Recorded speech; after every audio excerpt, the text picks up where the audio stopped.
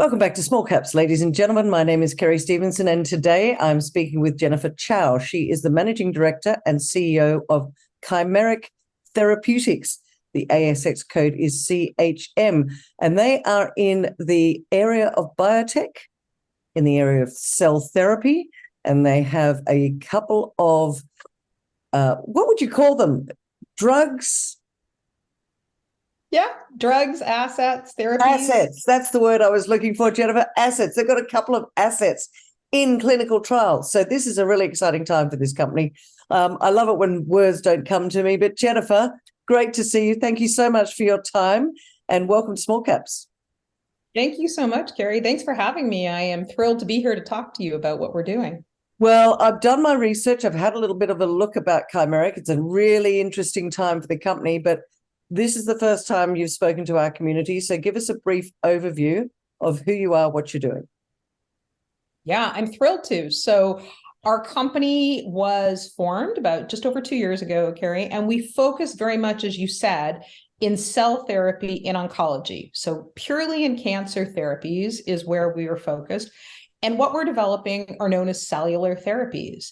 And if you think about that, the most simple form, Kerry, of a cell therapy is a blood transfusion.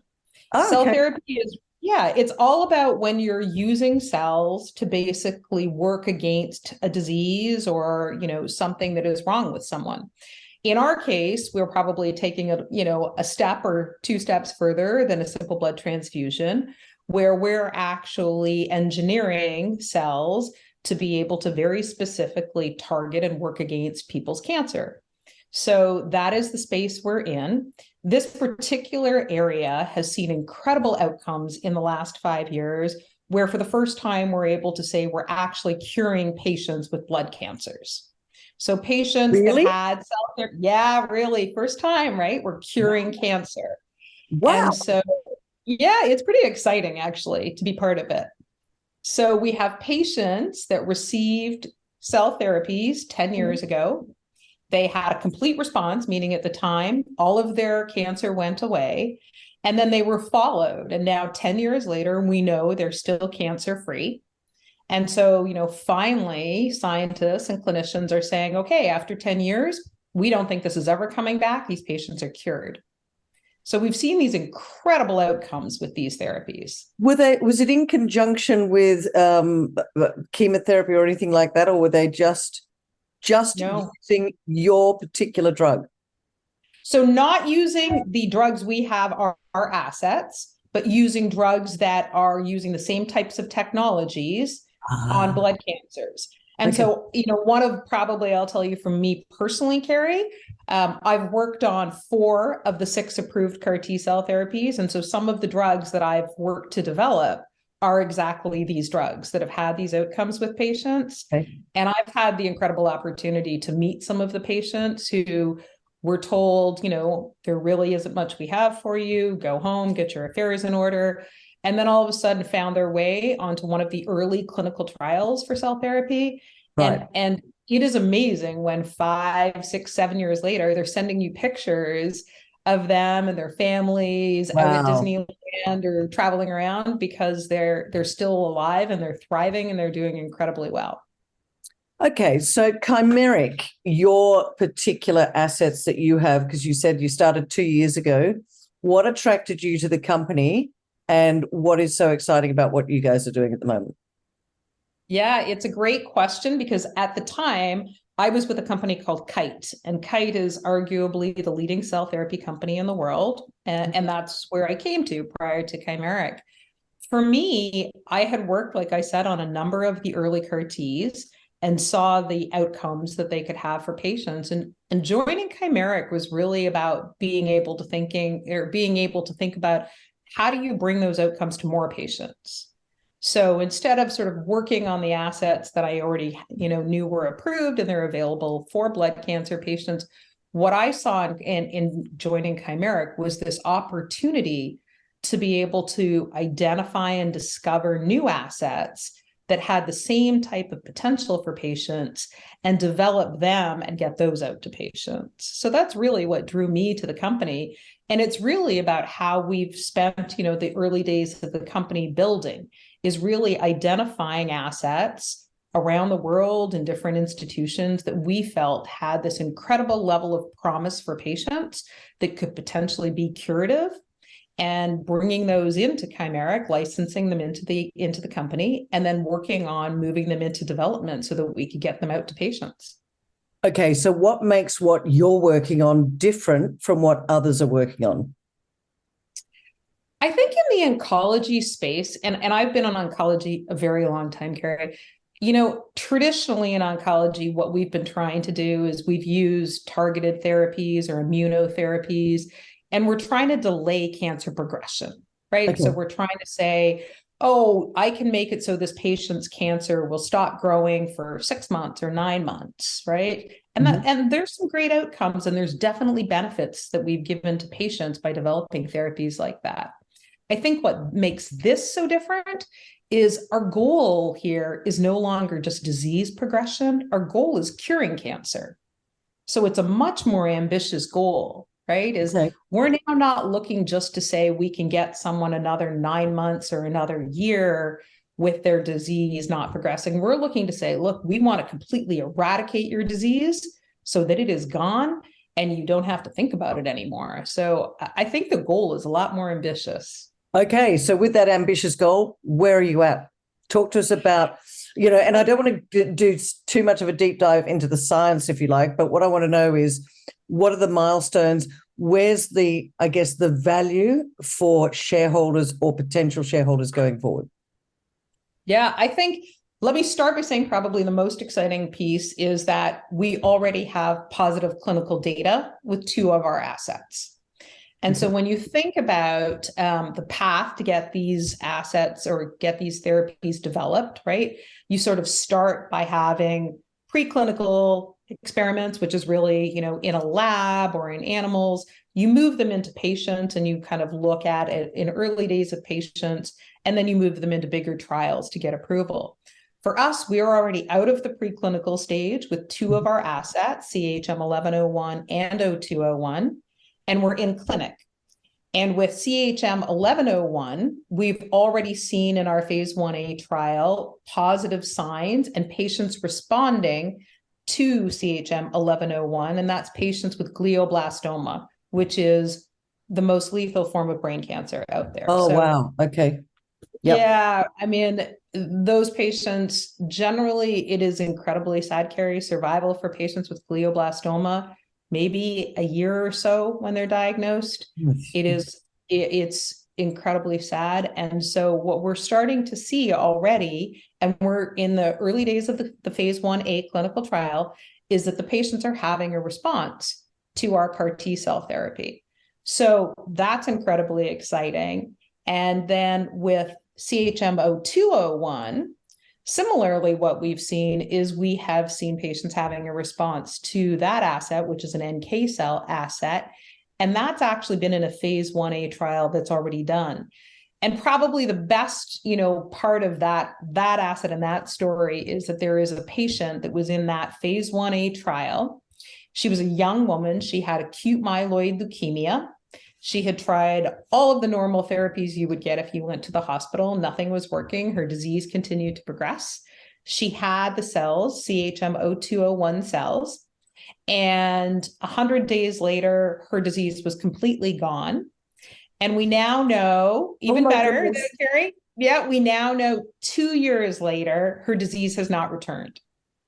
So, we continue to follow this young woman and see how she's doing.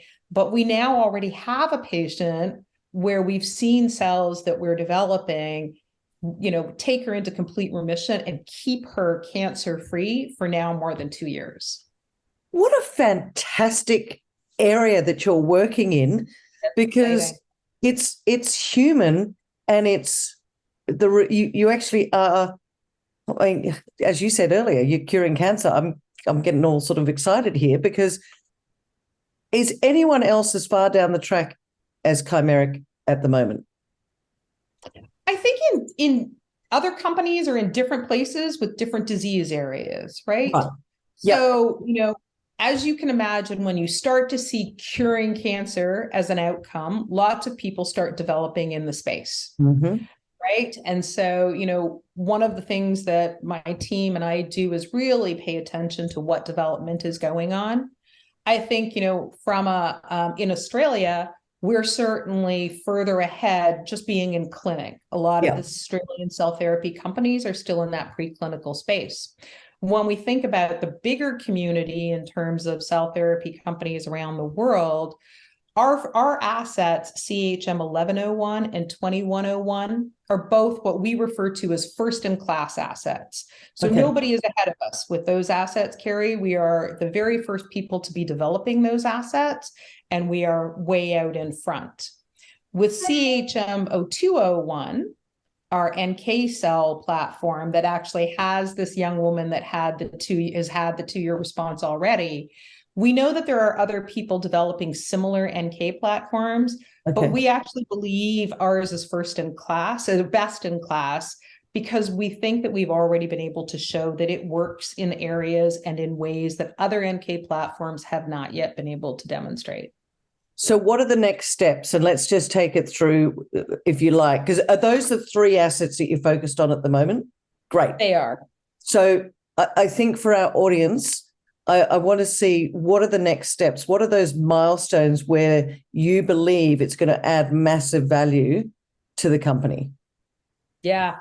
And I'll take them one by one, if that's okay with you, Carrie. Yep. Yeah, absolutely. So 1101, which is our chlorotoxin CAR T that is being studied in patients with brain cancer with glioblastoma. That particular trial, by the end of this year, we will have completed the phase 1A and be able to give results on that trial. And I think, generally from a company perspective, that is probably going to be the nearest term, really, really significant milestone, is being able to show what happened to the patients in those trial, in the totality of that trial, and how did they do. So by the end of this year, we plan to have that trial completed and at a high level summary of what the data looks like there. So we see an incredibly significant milestone with that asset right there by the end of the year. Mm-hmm. With CHM 0201, that asset moved from the phase 1A trial, where we had this woman with the 2-year response, and it's now moved into a phase 1B trial. And that trial is currently underway at Case Western University in Ohio.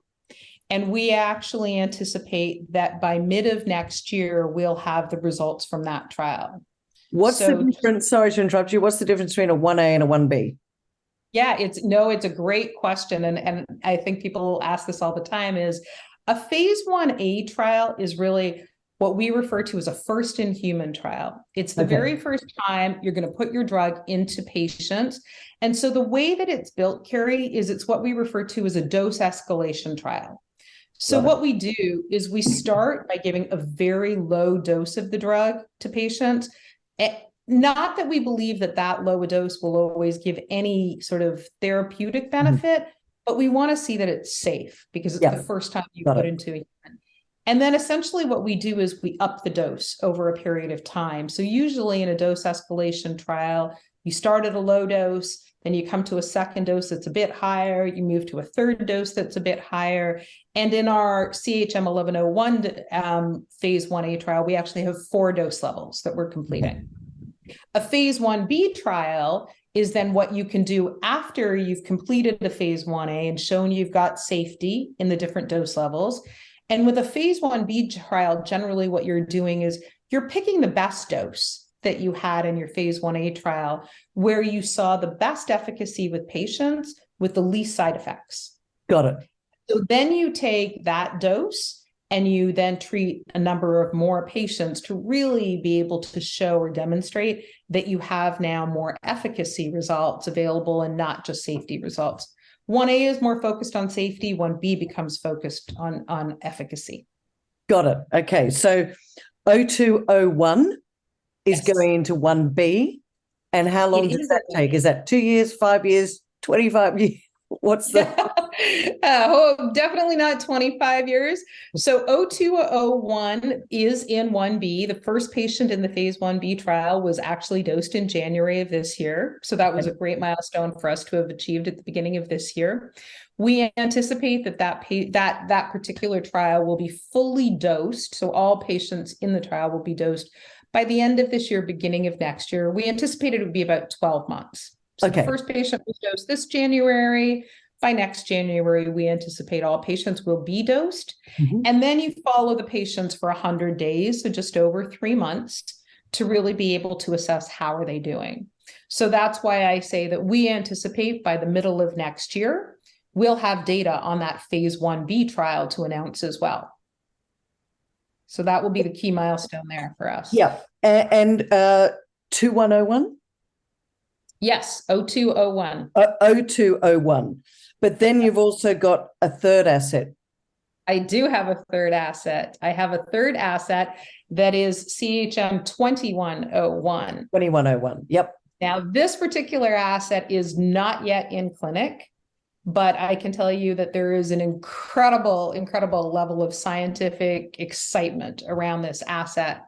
The data for this asset, the preclinical data for this asset, Carrie, was published last year in probably what I would say is the top publication in the world, Nature Cancer, for publishing scientific data. And it was actually the cover story because the results that we're seeing, in the preclinical studies were so amazing. So what we actually saw was with this particular asset, it was looked at in 7 different types of cancer. And in every single one of those 7 different types of cancer, when CHM 2101 was given, the cancer was completely eradicated and it never came back. And so that all of that preclinical work was published in Nature Cancer. There was a huge amount of scientific excitement, around getting this asset into clinic. And so we are incredibly excited because that is now what we are obviously working towards and see happening. And with 2101, the big milestone is going to be getting that asset into clinic and getting that first patient treated. And we see that happening in the next 12 months, Carrie. So for us, that's the other really critical milestone. That's, excuse me, that sounds to me like if the scientific community is so excited about it, how did Chimeric how did you get your hands on it? Yes, it's a great question. I get asked that all the time, right? And I will tell you that I got asked that by a lot of people in my field when the Nature Cancer publication came out. Oh my God, you guys have that asset? How did you get that asset? What I will tell you is a lot of what they said to us. So the asset, we licensed the asset from the University of Pennsylvania, which is arguably probably the most well-known, world-renowned center for cell therapy development in the world. And when we actually said to them, why did you license it to us? What they told us is it really had to do with our team. So there were 4 different groups at the time that were putting in, sort of offers for the asset. Oh, okay. And we were doing it. So it was a competitive process. And we met with the inventors and we met with the scientists at Penn that had been working on this asset for a long time. And we had a lot of great conversations with them about how they had built the asset, what would we do with the asset, how would we develop the asset. And at the end of the day, what they said is, we had full confidence that your team knew what to do with it, would take our science and really build it into something that could benefit patients. So, I think we were incredibly proud that I think we felt like it definitely was our team that allowed us to get what we think is going to be an incredible asset. Well, I'm kind of excited for you because, well, first of all, congratulations, because if it's a competitive tender and it was the team behind it. So I guess just briefly, because we are running out of time, how did you attract such a strong team to Chimeric? Was it that like chicken and egg? Who came first? Yeah, you know what? A bit of both, right? Because our team has grown a little bit. So I think it's a bit of both. What attracted, I think, a lot of people to Chimeric is our assets, right? Yeah. Cell therapy space, there are more job opportunities than there are people that have the right experience because it is a pretty young field. Okay. And so it really is, it's really key to be able to attract people that have the right experience, the right expertise to develop these assets. All of my team has extensive experience in this space. And I think they're, for a lot of them, they came because they looked at the assets, did their own diligence about the scientific validity and the promise of the assets, and really thought that the assets we had can help change the course of cancer for patients. And then I think the other part of it, Carrie, is really it's a group of people that have taken and worked in big cell therapy companies like BMS, like Celgene, like Kite, and really we're looking for an opportunity to say, hey, what can I work on that I can really help cure cancer for patients that don't have therapies yet? So it was really also this sort of passion to be able to get behind the mission that we're really trying to move forward. Jennifer, do you reckon people know that the asset you have, and I want to go back to, because we spoke 1101, we've spoken about 0201, they're great, they're in clinical trial, but it's that, like, just from your body language, I'm looking at you going, 2101, which was on the front cover of that magazine, do you think that, especially I guess down here in Australia, I don't think Australia's cottoned on to the fact that this is such an important asset. I just love your view on that. Yeah, I would agree with you, Carrie. I think because it's not yet in clinic, I think it's probably been a little under the radar, right? We've been getting all of the technical operations, all of the documentation we need together to get it into clinic. And so it probably is something that hasn't really generated a lot of discussion or excitement yet. And so to your point, I agree with you. I think it probably is the one that people are least familiar with when they think of chimeric, but it is certainly one that from our perspective, we believe has incredible promise and are incredibly excited about getting it into clinic. Are you listening out there in small caps land? 2101, just saying, not financial advice. When do you think it's going to get into clinic? We would anticipate we'll treat the first patient within the next 12 months. Oh, wow. So that would be an incredible milestone for us. Again, when you're talking about these nearest term milestones, sort of what have we got coming in the next 12 months? This is one we're focused on. All right, we're running out of time, Jennifer. I'm so sorry. Look, I'd love to. I need to get you back as soon as there's some more news, because it's certainly opened my eyes to what you're doing there at Chimeric, and I really appreciate it. Look, I'm not going to go into it in great depth, but if people will probably say, why didn't you talk about the share price? Your share price has been smashed, as has every other biotech around the globe. Do you think that 2101 and getting people to understand the fact that you've got these great assets is going to change it? Do you think Australians don't quite get it? Now, you know what? I think you're absolutely right. Our share price has been hammered, like everyone in the biotech sector, unfortunately. From our perspective, Carrie, I think our focus is on continuing to push the development, because I really believe it's only going to be by putting out more clinical data and showing what our assets can do that we're going to be able to really get past what's going on in the biotech market and raise that share price. And from a 2101, so I think the 1101 data coming at the end of this year is going to be a big part of that. I think the 0201 data that can come in the middle of next year will be a big part of that.